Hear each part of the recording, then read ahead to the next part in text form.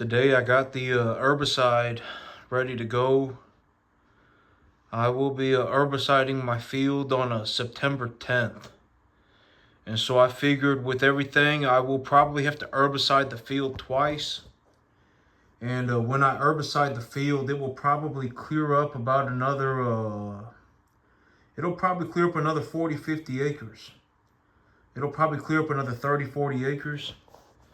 And the herbicide will also, some of the land right now that's already been cleared just has a bunch of stuff growing back on it. These mesquite trees and these honey locust trees, they got very extensive root systems. And so even if you mow the plant away, those roots will sprout another tree. And so a lot of the fields one of the fields that I got that I'm gonna spray, it may be clear and I may be able to put cattle out there, but the trees are growing back in. So technically, if I spray that, I mean it's not going to it's not going to clear it, but it will clean the field up, and so the trees will start dying. I figure I will have to herbicide the property twice. I'll probably have to herbicide the property one time right now, and then I'll probably have to herbicide the property again in spring of next year, and I'll have to herbicide both of the properties. And so spraying the herbicide on the ground isn't going to do anything. There's no reason for me to spray Triclopyr 4 on the ground. It's not a pre-emergent. It'll only kill the plant material that it comes into contact with. So I will be focusing on spraying the herbicide on the trees and on the undesired weeds. And so right now, yep, I got the herbicide squared away for September 10th. That'll clear up another 30, 40 acres for me, and that will put me at a total farmable acreage. It'll put me at maybe about 220 acres. It'll put me at about 230 acres. And then that will leave me with about another 150 acres that I need to get cleaned up. And I can clean all that stuff up with another round of herbicide next year. So right now I got everything squared away. I am set to do very well for myself. I've taken a look at it. All right, the things that I've been working on over the last couple of weeks, I have been successful, and I have made it. Okay. I did succeed in what I was doing. I took a look at what I accomplished, and I took an objective look at what I was doing. And in the future, this time around, and I don't think that it was a bad decision. I believe that I did what I did with reasonable. I did it because of reasonable, because of it was a reasonable thing to do. But in the future, I believe that I can improve on my situation. And that is, I actually liquidated my animals to have access to money. I actually reduced the size of my investment portfolio. I liquidated some of my investment portfolio intentionally with the idea that, for the reason, not the idea. I did it so that I could have access to money, so that I could use the money to clear up the land. And so, but if I didn't do that, that 75 acre field would not have been cleaned up. But here's the thing. I mean, I had an opportunity. I had an opportunity to expand, to expand my land area to about 400 acres. And so it was also the middle of the summer, and I had all my cattle over here, and there was a lot of things that happened. There were a lot of things that happened that caused me to do what I did, and I believe that what I did was a reasonable thing to do at the time. And right now, when I take a look at it, I really do not want to be decreasing the size of my herd to have money anymore. I don't want to be doing that. I don't intentionally want to be doing that. The monthly cash flow should be more than enough money as of today. The monthly cash flow will be more than enough money for me to effectively do whatever it is. I can effectively buy anything on the entire planet. Okay, the whole thing about it is, as of right now, I would reasonably anticipate that I make somewhere between. I would reasonably anticipate, because next week I will be reutilizing the leverage. I will reutilize the leverage, and the animals. When I reutilize the leverage and I bring home a new set of animals, I maybe bring home about 10 animals. And when I bring home the 10 animals, by the time I have them preconditioned, the big animals on the other property, I'll actually take the calves that I have here onto the other field as well, and then I will figure out. Well, I will bring home new calves next week. I will start bringing home new calves next week. I will reutilize the leverage that I paid off, and I will re-expand my herd. And I did get a good bit of rain today, and that's also why I will be herbiciding on the 10th, because I did get a good bit of rain today, and that rain will really increase the metabolic activity of the plant material. And it is nice and cool outside. It's hovering between 80 and 90 degrees all the time, so it's averaging about 85 degrees in the afternoon. And there is moisture, so the plant, the plants are having a lot of metabolic activity, and so that's also why I decided to herbicide. I will probably have to herbicide 2 times to get a thorough kill of the plants. I will probably have to herbicide 2 times to chemically clear the property pretty thoroughly, and I plan to herbicide the properties a second time next year in the spring. But as for the 50-acre field, the one that I got the cattle on right now, realistically, I would budget. It's not even going to cost me $1,000 a month to grow grass for those to grow grass for the 38 animals, and I will selectively fertilize parts of the field that need herbicide. So I'm not going to take a drone over there to herbicide the properties. I will selectively choose areas of the field to herbicide and fertilize at the same time. I will utilize a Duracore fertilizer that I put on the fertilizer, and then I will go over the areas that need the herbicide with the fertilizer, and I will herbicide and fertilize the field at the same time. But the whole thing, I am set to make a lot of money. Okay, I am set to make a lot of money. I would reasonably anticipate that I end up making myself about I will get myself to 50 very quickly. Okay, I will get myself to 50 very quickly. I will probably be at 50 within 2 months. All right, I will probably be at 50 within 2 months, and I will be bringing home new animals next week. I will take the animals that I have over here to the new field. I will herbicide the field. I have an herbicide guy coming in with the drone. For me to herbicide 75 acres, it'll cost about $2,100 or so, $2,100. And then I will reutilize the leverage that I paid off to buy myself about another 10 animals. And so that's what I got coming up next week.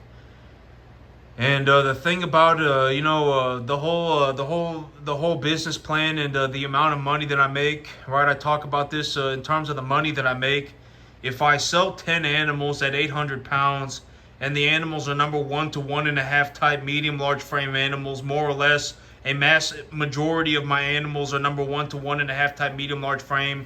I do have a couple of plainer animals in there, right? I do have a couple of some beef animals with horns on them, and et cetera, but they're all effectively conditioned properly, and so I still make a good bit of money even on them, right? And I would reasonably anticipate that right now with the market where it is, if they're 800 pounds, I'll make about $2,500 an animal.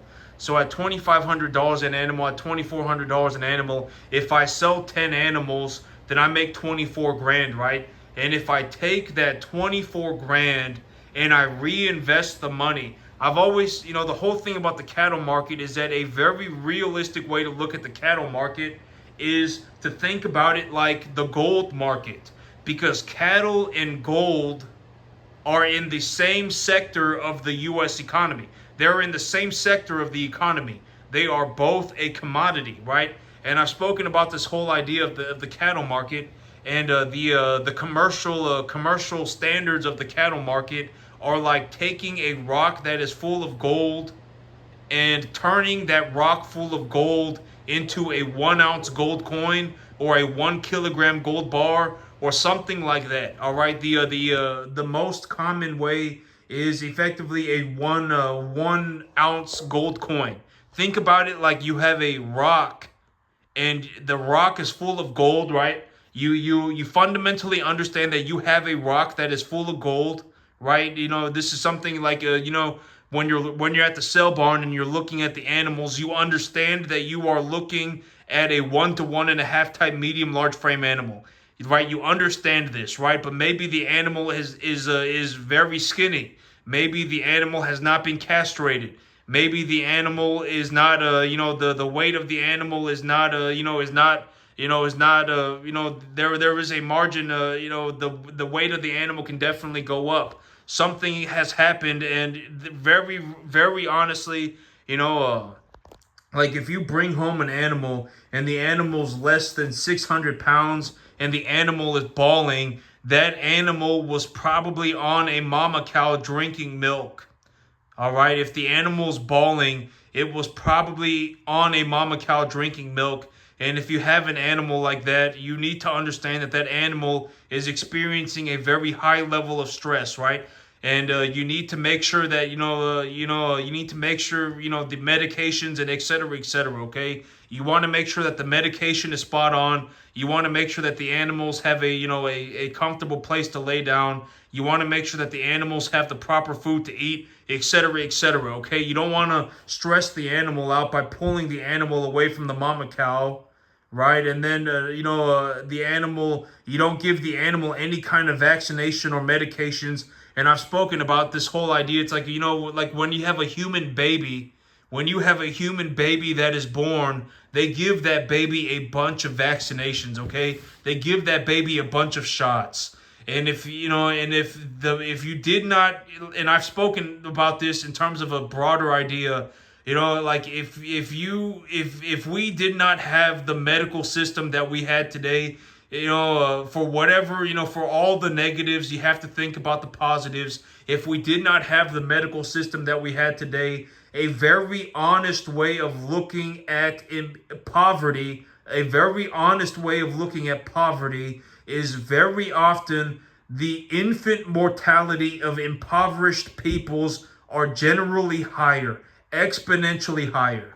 All right, if you have people that are impoverished, a very realistic way to determine the poverty level of a society is to take a look at the infant mortality. If a bunch of babies are dying, then the society is probably impoverished. All right, severely impoverished if the rate of death among babies is very high. All right, if the natural death of babies is very high, the babies are dying from illness, the babies are dying from malnutrition, the babies are dying from whatever complications at birth, et cetera, et cetera. If these things are happening, the higher rate that this stuff is happening, the higher the poverty rate probably is. Okay, it probably there's a very real correlation between infant mortality and poverty. All right, it's one of those things that it just is what it is. And so so a very honest way to take a look at the cattle market is to take a look at it like the gold market.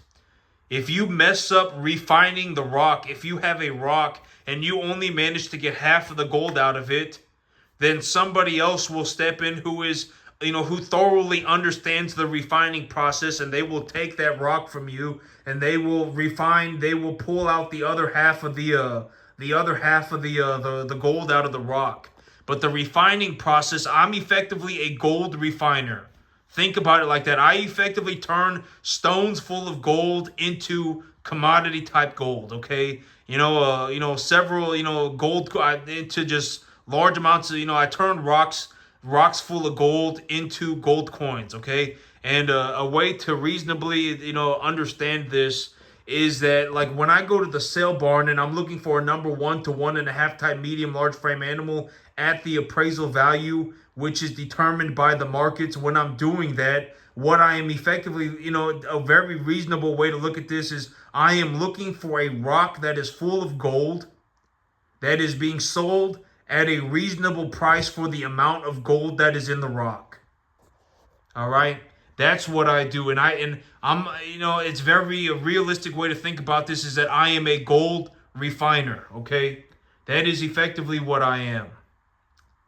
And and I've spoken about this whole thing, right? The idea of the whole idea of the average person is not a saint.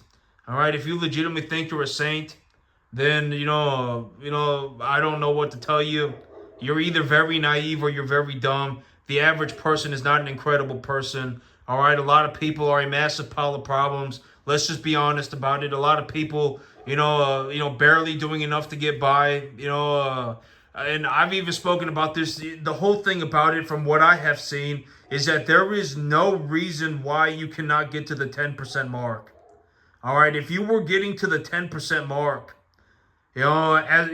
just to put things in perspective, my income will probably very realistically. And here's the thing, and I actually was thinking about this, and I was saying that my income for the year is going to be about not the income, the amount of money that I generate for the year will be about 400 grand, but that is technically incorrect as of today. It will probably take me about until March or April to make the 400 grand. And the reasoning is because when I originally came up with this plan, I was not expecting to get myself 400 acres of land. I was not expecting to get myself 400 acres of land very quickly. And so, I did have to reduce the size. I did not have to do it. I chose to reduce the size of my asset portfolio so that I could use the capital to clear up the land. But as of today, I did very well. And out of the 375 acres, once I have once I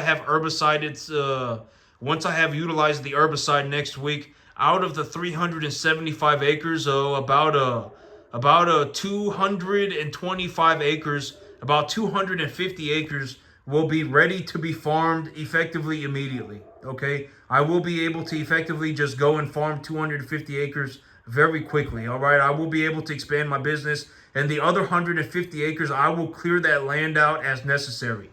All right, and the big idea is I will generate more money first, and then when I need the land, I will clear it out. But when I clear it out, I will do it very quickly. And I am setting things into motion to starting next week. I will herbicide the property in the fall one time, and then I will probably herbicide the property again in the spring, and then that should effectively kill about 96% of the trees. And then if the trees are dead, they're effectively going to be like dried branches sticking out of the ground, and you can just push them out of the way, all right? And they'll just break, they'll snap. You can probably even just run over them with a skid steer, and it'll just snap the tree out of the ground, and there won't be any kind of root system or anything. And also, the Trichoplir 4 will also kill the broadleaf weeds, but it won't kill the grass. It will damage Bermuda grass, but I'm not too worried about it, and it will damage Bahia grass, but I'm not too worried about it. It won't completely kill the grass. So it will kill the trees, and it will kill the broadleaves, and it will damage some types of grass, but it won't kill the grass. And so I'm not too worried about it. I don't even have cattle out there right now anyway. I need to, I'm more focused on, getting rid of the weeds. And so but the whole thing the whole thing about, from one of the things that I've seen in my life, the whole thing, I've talked about this, and I talk about this pretty frequently, but the whole idea about money doesn't do anything.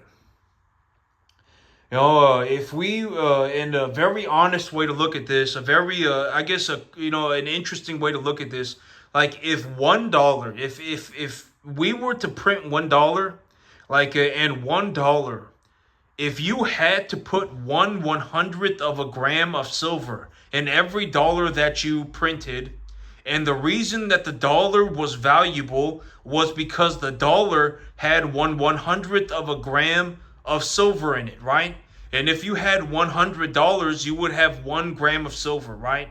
If that was the situation that we were in, if we were in a situation, a lot of people don't understand this, and this is also what I mean by inflation is going to be a big problem. In the future, inflation will be inflation will be something that a lot of people have to deal with in the future. And this is and I will get more into that idea here very soon. If if it was required that every dollar that was printed had 1/100th of a gram of silver in it, then $100 would have 1 gram of silver in it, and $1 would have 1/100th of a gram of silver in it, and there's only a finite amount of silver on the planet. There's only a finite amount of silver, okay? And if you had $100,000, let's say that it was worth 1 gram of gold. All right? Let's just say theoretically, all right? Let's say that was the case. Then there would only be a certain amount of money that could be printed, because the amount of silver that we have and the amount of gold that we have would eventually run out. All right, and that would make the money valuable. But money is technically an infinite supply. Right now, money, with the economic situation the way that it is, money is in unlimited supply. There is an unlimited supply of money. A lot of people don't understand this. All right, a lot of people don't understand this. Money is an unlimited supply. If you legitimately decided to go out by yourself right now and just start yourself a business or whatever, whatever, right? I mean, money is an unlimited supply. You don't have to start a business. In all honesty, you probably shouldn't start a business. The only time I would ever suggest starting a business is if you understand that you can legitimately make a large amount of money. Other than that, I would not suggest starting a business. All right, the whole thing about working for money, why would you start a business? A lot of times, a lot of people start businesses because they're an idiot.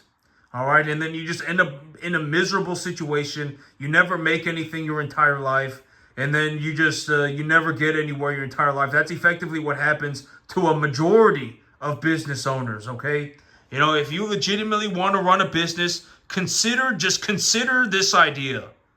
Buy one. Because if you buy one, right, and the business hasn't been in business for any extended period of time, you can take a look at how much money the business makes.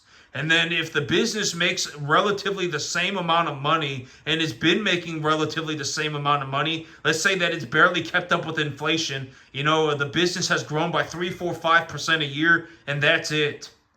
Right? If you find a business like that, then you can just pay, 3, 4 times the amount of money that the business makes and just buy the business, buy the cash flow, right? And if you buy the cash flow on a 10-year loan, or whatever, on a 10-year loan, then congratulations, right? I mean, you paid 3 times the amount of money that the business makes, and you have 10 years to pay it off. Just pay off the loan with the money that the business makes, right? I mean, very simple stuff, and you would still make a profit, right? I mean, you don't have to throw a Hail Mary into the middle of nowhere and go on a magical journey, right? Just consider it.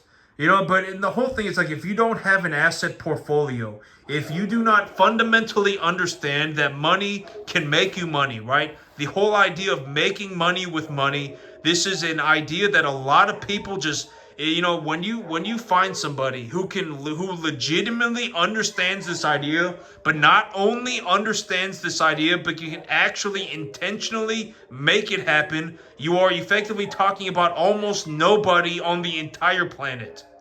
That, and when I take a look at the amount of money that I legitimately generate in terms of an objective lens, like if you were to take a multiple of my cash flow, just the amount of money that my business makes, and I have already clearly indicated that my business is growing.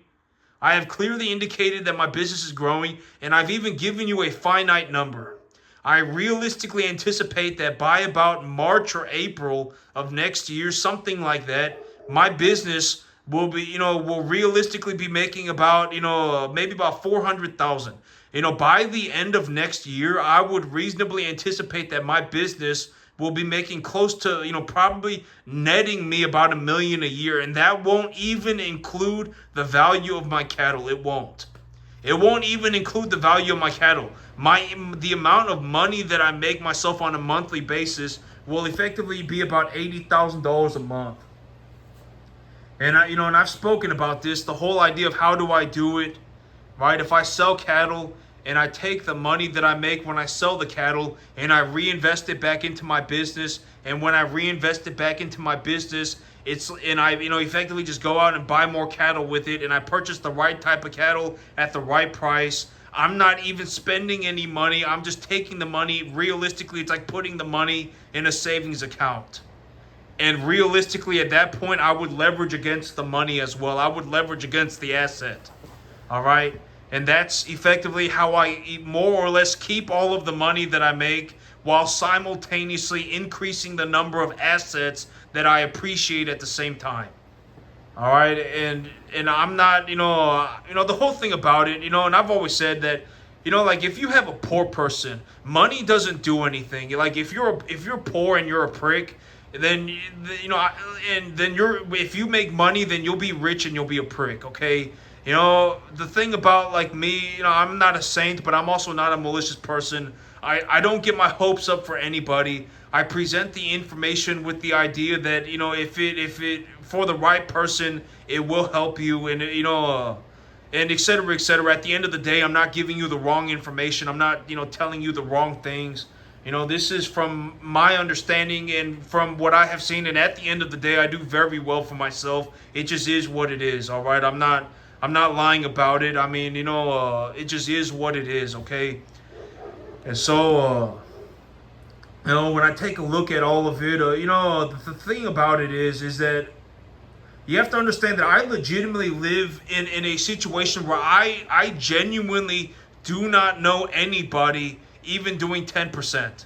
All right, I could go anywhere. I could go to a sale barn in the north. I could go to a sale barn in the southwest. I could go to a sale barn in the southeast. I could go in a 2-hour circle and zigzag every which way, and I will not see one person doing 10%.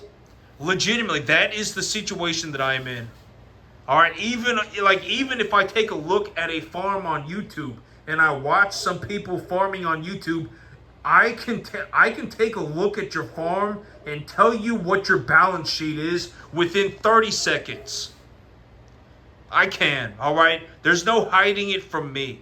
I can tell what your balance sheet is very quickly. If I take a look at your balance sheet and you're on 500 acres, right? And you brought in 200 cattle at 500 pounds, and you have them entirely on a commodity type feed, and your big plan is to raise the animal to 800 pounds, and that's what you're going to be working on over the next 3 to 4 months, over the next 4 to 5 months.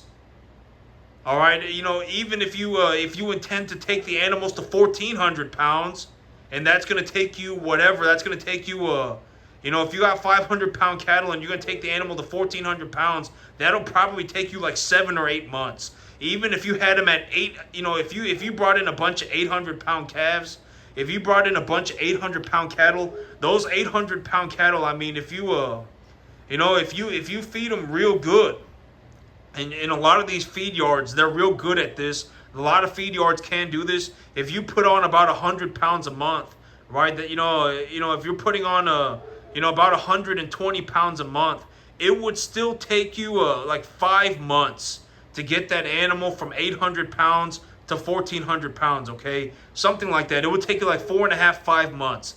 And if, and in that time period, and if you have your animals entirely on a commodity type feed, if anything, and that is legitimately what you're working on for the entire next 8, 9 months, whatever it may be, if the feeder cattle price goes down by 10%, then you're boned. It doesn't matter what you're doing. You're not going to make any money. All right? You're probably sitting there in a corner, desperate and praying. All right? That's probably what it is. And, this is, and I talk about these things all the time. And, and I give you my ideas. And I'm not a malicious person. If anything, I'm not going to go out of my way to save you. I don't care if you died. All right? But I'm not going to, I'm not going to give you the wrong information. And, and at the end of the day, I'll just tell you what I see. But this is stuff that I see all the time. I see this happening all the time. And then, if you got 2,000 acres of corn, right? And if you have 2,000 acres of corn and you have a tractor that looks like a tank, and with the price of corn where it is right now, I mean, and the interest rates and the just what these machines cost right now, a lot of these machines are very expensive right now and interest rates are high. I can take a look at your farm, and granted that 10%, 20% of your corn isn't even harvestable. Even if you harvest it, maybe you get 100 bushels, on 10% of your crop, on 20% of your crop. Maybe you barely harvest anything. I know it when I see it. Okay, I can take a look at a farm and I can tell you what is happening within 30 seconds. It doesn't matter what farm it is. Okay, you're probably not making any money. All right, just to put things in realistic perspectives. I will be netting myself about 90,000. I may even net myself over 100 grand by the end of just this year. Net myself over 100 grand. All right, and if you think about 100 grand in 4 months, that's effectively $300,000 a year. And even netting $300,000 a year, because here's the thing, and I talk about the idea of working for money. If you are working for money, for you to net 300 grand, you would probably have to make about 500 grand. Because if you made 500 grand after you pay taxes, you would have 300 grand. All right, this is also why I do not suggest the whole idea of working for money. If you are working for money and you should really consider the idea of investing in something that will give you a return on your money. Something, the S&P 500. All right, that's a good one, right? Something like whatever. Choose something, okay? There are a lot of investments out there. As long as you understand what you're investing in, that's all that matters, okay? And I would highly suggest choosing a good asset. Don't just go and buy Bitcoin. Bitcoin is it doesn't do anything. All right, and I've always said that, in terms of a realistic perspective, like if you really, really, really, really, really want to get to the high-end level of this stuff, you should be looking at the asset itself. I would highly suggest that you look at the asset itself to produce you the return. All right, there is no benefit to being poor. All right, there is no benefit to being poor. All right, there is no benefit to being poor. Money is kind of an illusion. It doesn't do anything. And at the end of the day, money is an infinite supply. There is technically an infinite supply of money. If everybody went out and did 10% better, then if everybody went out and strived to make 10% more money, then everybody could go and make 10% more money. It doesn't matter. There is technically an infinite supply of money. All right, there is technically an infinite supply of money. And the most reasonable thing to do with money is to invest it. Invest it into building a better world, right? Invest it into building something that, that will improve, morally correct, and, morally you can do things, right? Morally do well, right? Go out and, use the money to do morally right things, right? Because, here's the thing. Like, the thing about being rich and being poor, it's like if you legitimately think that money makes you a good person or money makes you a bad person, you're an idiot. Because at the end of the day, technically, I can find a person. Because here's the thing. Who really is a good person, right? I mean, at the end of the day, my whole thing about being a good person is that, if you legitimately think you're a saint, I mean, you should probably, you should probably, get right with God, okay? Because, it's, I haven't personally, I haven't seen anybody to this day that's like, I believe that this person is the next Jesus Christ. Legitimately, I haven't seen anybody like that to this day. Not a single person. All right, legitimately will crucify themselves in an attempt to save other people. Legitimately, I don't know anybody that's like that. Legitimately, okay. A lot of people will steal for $5. A lot of people will lie and steal and all sorts of problems. Okay, legitimately, almost everybody is a massive pile of problems. And if you have, you can be a quote unquote good person, I guess, with money. But you could also be a bad person with money. But here's the thing: you could also be a bad person with no money. Right? I mean, it's not like that's out of the cards, right? You could legitimately be poor and be a prick. I mean, there are legitimately a lot of these people out there, right? At the end of the day, everybody's a human being. I mean, everybody's a human being. And if you're born average and you're a human being, just understand that deep down, if you chose to do better for yourself financially, right? If you chose to do that, then there is a 98% chance that you can do it for yourself. All right, there is a 98% chance that you can do it. It could be as simple as you just sitting there and taking a look at how much money you make and how much money you're spending and spending less than you make. And then after that, systematically work on improving the amount of money that you make. And don't go and just YOLO the money. Don't go and spend the money living your dream. Nobody cares about your dream. Invest the money. And when you invest the money, look for an asset that is a good asset that will effectively be worth something forever. And the asset itself should be making you the returns. All right. And if you want to get into the very high levels of the economy, and in terms of this is the kind of stuff that even when I go out and I look for people that can do this, I legitimately, even me, I don't even know 10 people on the planet, that can systematically make money with money. And I'm not meaning to sound like an arrogant prick, but I am legitimately one of them. Even if I had nothing, I could, if I had $5,000, I could turn $5,000 into $100,000 with a 100% guarantee, and it would take me less than 2 years. All right, I can turn money into more money. I can systematically do it. I understand how to do it fundamentally. All right, and the way to do it, from what I have seen, is to look at the asset itself to make you a return.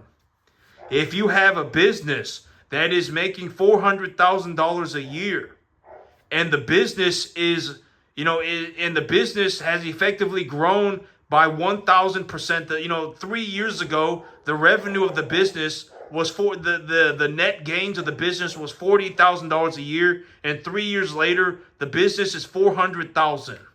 You've taken a look at the person who's running the thing, and the person has clearly indicated that they have successfully utilized capital from the business to expand the land area to expand the production capacity of said business by another 1,000% over the next year and a half.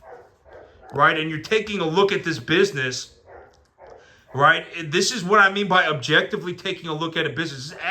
This is a very reasonable way to look at it. Let's say that you take a look at a business, and this business is on a piece of paper, and it says 3 years ago, this business was making $40,000 a year. This business was netting $40,000 a year. 3 years later, the business is netting $400,000 a year. And then you take a look at the balance sheet and you say, oh, this business has reduced the size of its asset portfolio. And you say, well, I wonder why that happened. And so you go and you take a look at the person who's running the thing, and the person who's running the thing says, I sold some of the asset portfolio so that I could have money to expand my production capacity, to expand the production capacity of this business by another 1,000%, and I reasonably anticipate that it will take 2 years to do so.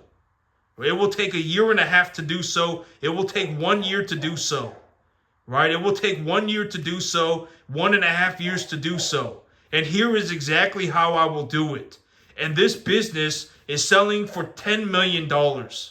All right, the entire evaluation of this business is $10 million. Well, if it's $10 million today and it's at a $400,000 net a year, that means that the business is selling for 25 times the earnings.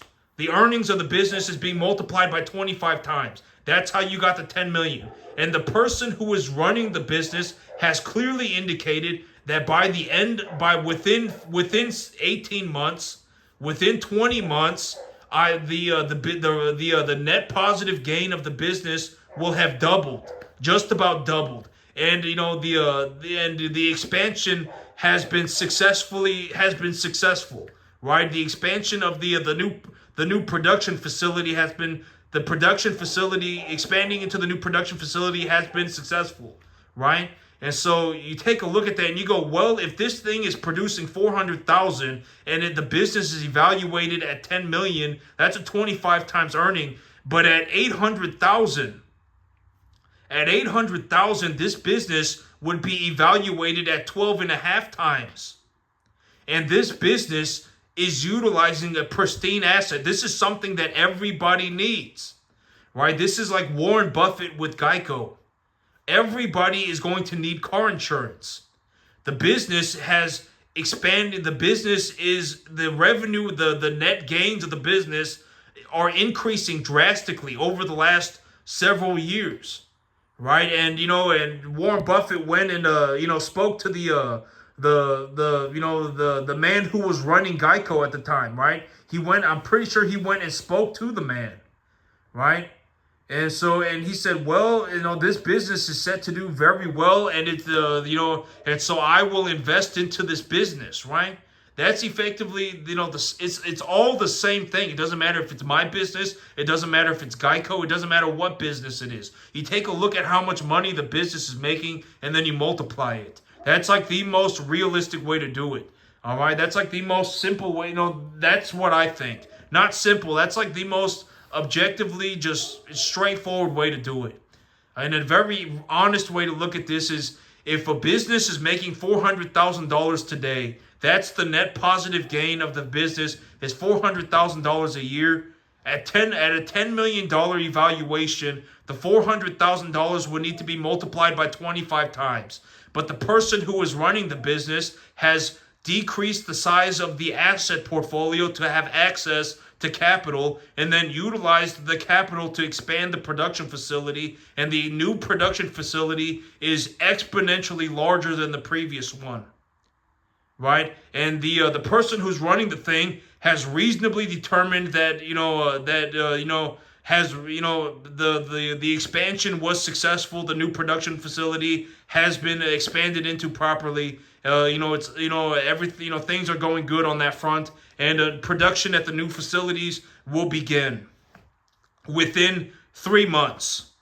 Right. Well, then, if the revenue, if the net gains of this business go from 400,000 to 800,000, the 25 times multiple is now a 12 and a half times multiple, right? And at 12 and a half times multiple, if the business is set to expand even further, then that 12 and a half times multiple is a very low multiple. It's a very low multiple, right? And so that's effectively the idea of investing into a business.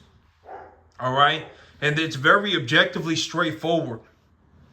But money doesn't do anything. This is something I talk about. Money doesn't do anything. It's practically an illusion. There's an infinite supply of it. If anything, inflation's probably going to be a problem because, there is an infinite supply of money. Money is a Fugazi magic trick illusion, okay? It doesn't mean anything. Money doesn't make you a good person. Money doesn't make you a bad person, all right? Being poor doesn't make you a good person. Being poor doesn't make you a bad person. The whole idea of sharing the pie, it's a lie. There is no sharing the pie. The only thing that you can do is give everybody an equal opportunity at the pie. All right? That's the only thing that you can do, because at the end of the day, who knows, right? Somebody might eat the pie and think, you know what, I can make another pie just like this. right? Somebody may have the skill to do it, right? Or somebody, maybe better at cutting the pie. Some people may be better at packaging the pie. Some people may be better at, preserving the pie. Some people may be able to turn the pie into jam. Everybody will do different things with the pie. The only thing that you can do is give everybody an equal opportunity at the pie. And that's also what I mean by I am just here to give you information. I show you how the game is played, and as long as you understand how the game is played, because a lot of people don't know what the heck is going on under any circumstance, will legitimately look right at it and completely miss it. Will miss every opportunity in their life, legitimately go running off in the wrong direction all the time, and then legitimately just end up with nothing. And you don't want to be in that situation. You want to understand, you need to understand how the game is played. And once you understand how the game is played, you will find your opportunity somewhere. There's a lot of things to get good at. There are a lot of things that need to happen for everything, for society to function properly. There are a lot of things that need to happen.